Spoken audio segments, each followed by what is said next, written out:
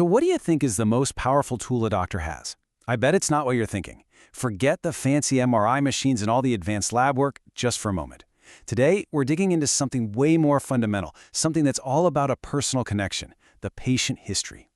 It sounds a little dramatic, I know, but it's a question doctors deal with every single day. Seriously, how can just talking, asking the right questions and really truly listening end up saving someone's life? That's the mystery we're going to solve today. And the answer is something called the patient history. But look, this isn't just a casual chat. It's a highly structured, systematic conversation. The whole point is to build the complete picture of your health, your past, your family's health, what's happening right now. And it's that deliberate structure that makes all the difference. You can almost think of your doctor as a detective. And just like any good detective, their most important tool isn't some high-tech gadget. Nope, it's the interview. They're gathering clues by listening intently to your story. Honestly, the best way to really get this is to see it in action.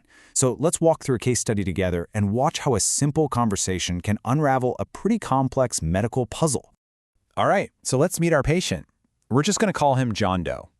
Imagine he's just walked into the doctor's office and the investigation is about to get started. First things first, the basics. We know John is 45 and works as a software engineer. Now these might seem like just, simple details, but they create a baseline. They give the doctor context about the person they're talking to. This is where the story really begins. Okay, now the real detective work starts. The doctor begins by digging into John's past, his medical background. Why? Because so often, the key to what's happening right now is hidden somewhere in the past. And this isn't just a random list of questions. Nope. It's a super systematic look into 4 key areas. Think of it like a filing cabinet for John's health. We're going to open each drawer and see what's inside. So, the first clue we find is in his past medical history. Turns out he has both hypertension and diabetes. These aren't just old notes in a file. They're active conditions that could absolutely be affecting his current symptoms. These are huge pieces of the puzzle. Okay, next up, family history. And whoa, this one is a big deal. His father had a heart attack at age 50. In medicine, that is a major red flag for a genetic risk of heart disease. That clue alone immediately gets the doctor's attention.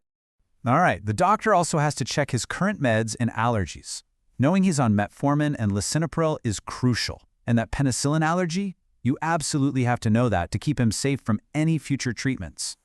So with all that background info gathered, we finally get to the main event, the reason John came in today. This is the central chapter of his story, and it's best told in his own words.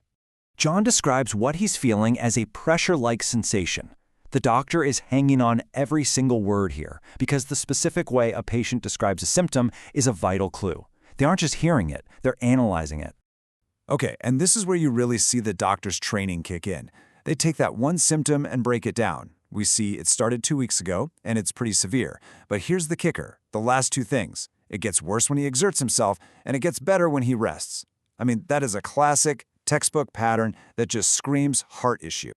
So think about it. The doctor has all these clues, from his past, his family, his meds, and the details of his symptom.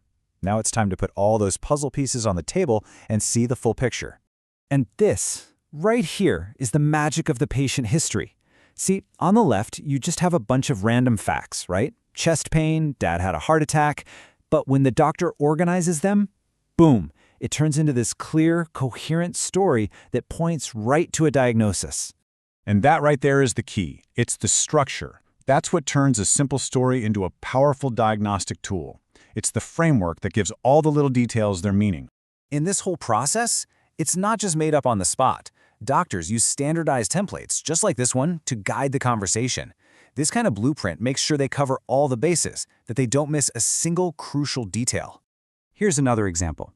You'll even see things like social history, which is all about lifestyle stuff, diet, job, exercise, and a review of systems, which is basically a head-to-toe checklist for any other symptoms. It's like a safety net made of questions, making sure nothing slips through the cracks. So it makes you think, right? In this age of amazing medical technology, maybe one of the most powerful tools we have is just listening.